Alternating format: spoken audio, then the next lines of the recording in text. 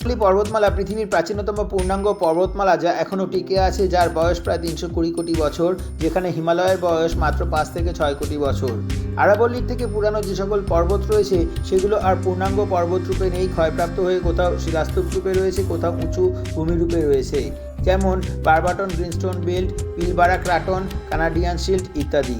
এতে গেল প্রাচীনত্ব হিসেবে আরাবল্লীর গুরুত্ব। এবার আসা যাক আরাবল্লীর অবস্থানগত গুরুত্বে।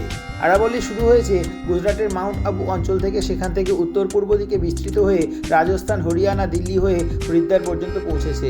মোট দৈর্ঘ্য প্রায় 800 কিলোমিটার। এই পর্বতমালা মূলত রাজস্থানের মরুভূমি ও উত্তর ভারতের উর্বর সমভূমির মাঝে এক প্রাকৃতিক প্রাচীর হিসাবে কাজ করে। আরাবল্লীর অবস্থান ভারতের কাছে খুবই গুরুত্বপূর্ণ।